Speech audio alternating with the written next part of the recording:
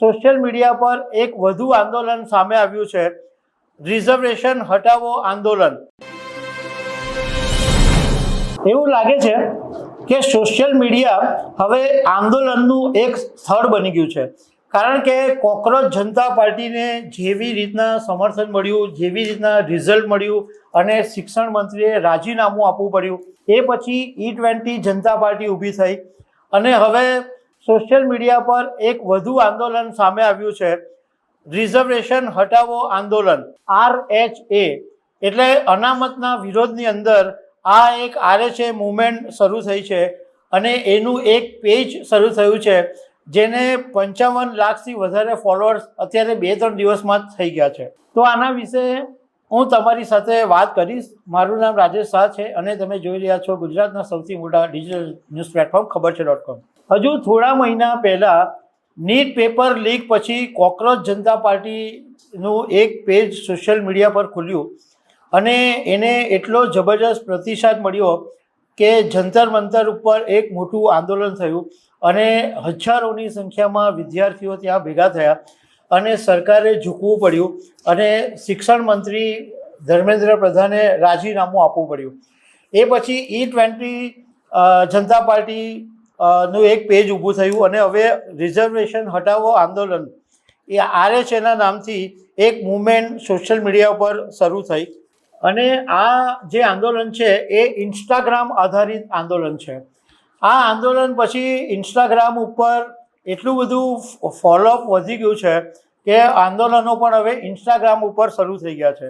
આ આંદોલનની અંદર માંગ કરવામાં આવી છે કે જાતિ આધારિત અનામતમાં ફેરફાર કરવામાં આવે અથવા એને સમાપ્ત કરવામાં આવે। સરકારી નોકરી અને કોલેજોમાં પ્રવેશ મેરિટ આધારિત હોવી જોઈએ।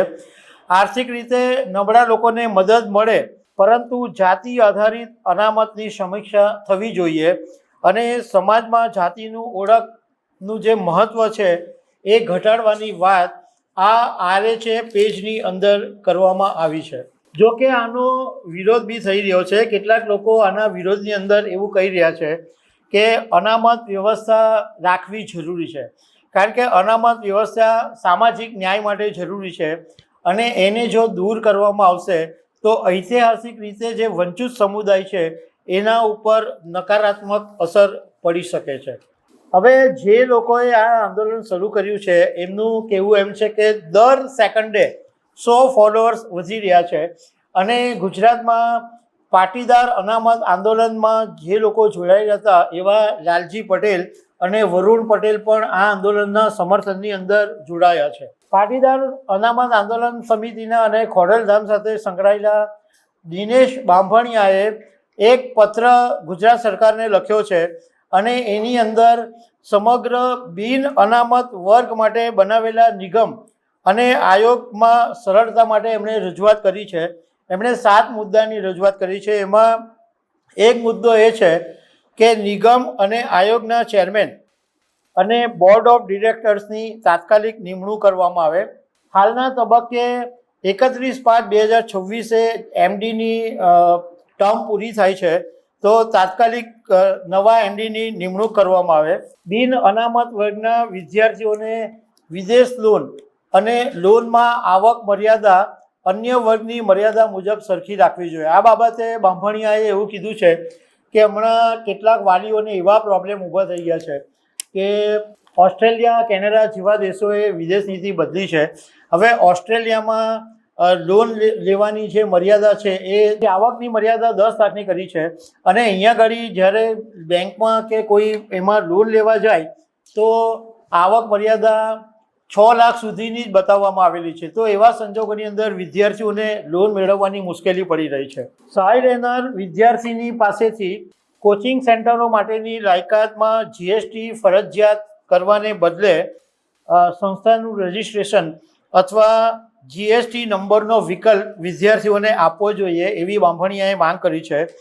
વિદ્યાર્થીઓને અપાતી લોનમાં મિલકત મોર્ગેજ મૂકવાને બદલે ST/SC નિયમો મુજબ એમને લોન આપવી જોઈએ। વિદ્યાર્થીઓને આપવામાં આવતી લોનમાં અન્ય બેંકો માટે જરૂરી રહેતી NOCના જે ધારાધોરણ છે એ બદલવા જોઈએ। અને 7મો મુદ્દો એ છે કે પેન્ડિંગ અરજીનો પણ વહેલી તકે નિકાલ કરવો જોઈએ.